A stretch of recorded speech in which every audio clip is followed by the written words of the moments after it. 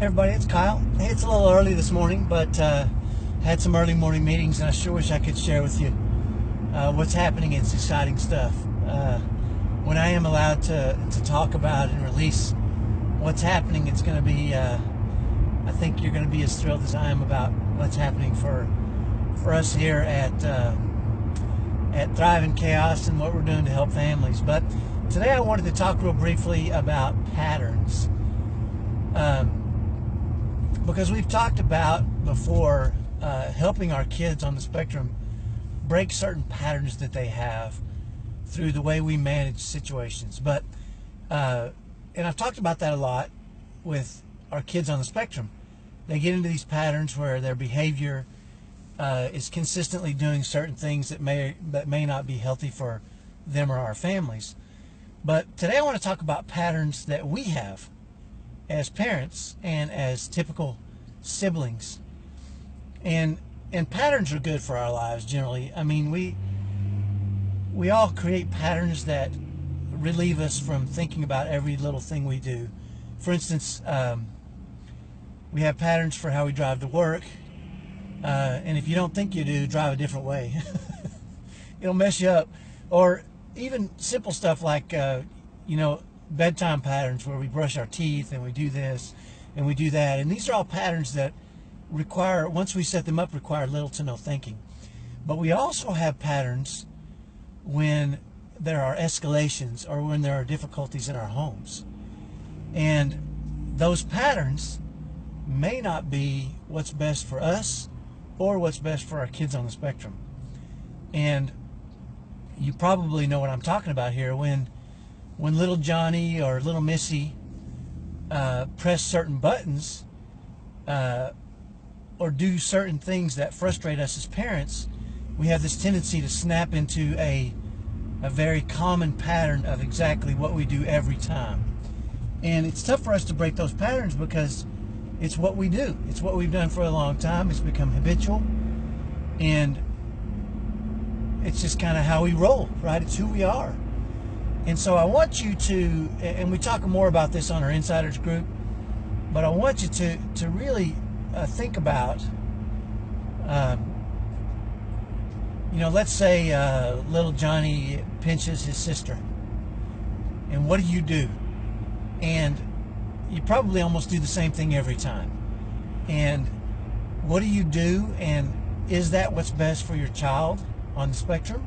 Is that what's best for your typical child? Is that what's best for you long term? And maybe we can break that pattern and figure out the new thing we're going to do in a spirit of love and kindness.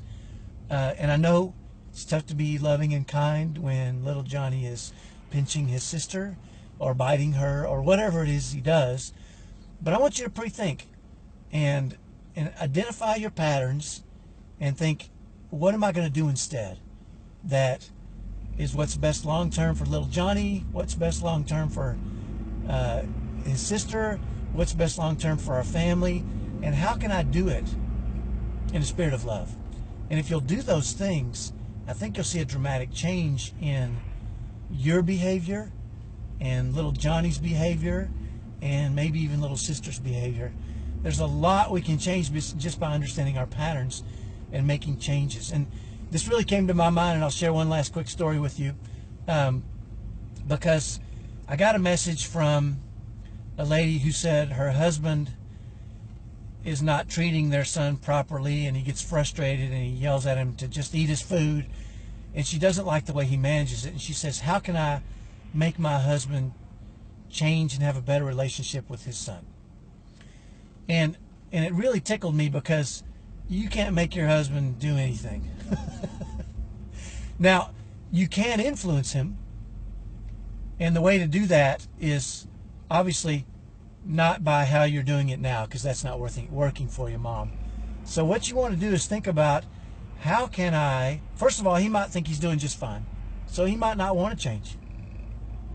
But I tell you what he does want to do is he does want to make you happy. And if he thinks he can make you happy, most of us men will do anything to make our women happy. The problem is sometimes we don't think anything we do makes you happy, because you don't express that to us. Now, you might say, Mom, well, he's a grown man, he should know better, and he should, well, and that's fine. And if that's the way you want to roll, you'll be stuck doing the same things you always have, and you'll always get the same results. I'm just asking you to consider, maybe the next time he does it, is you figure out a way to influence him so that he'll think he's making you happy by changing his behavior. And if he does make some slight modifications to his behavior, your best bet is to tell him, that made me happy. But let me tell you, my wife can get me to do anything if I know I'm making her happy. And that's really all I want. So do that for me. Think about the patterns you have right now. What do you do when X or Y or Z happens? And is it healthy long term for you and for your kids on the spectrum? If not, decide what you're going to do instead and break your own pattern. We talk about breaking our kids' patterns and making changes to help them. Why don't we help ourselves? Have a great day. We'll talk to you next time. Bye-bye.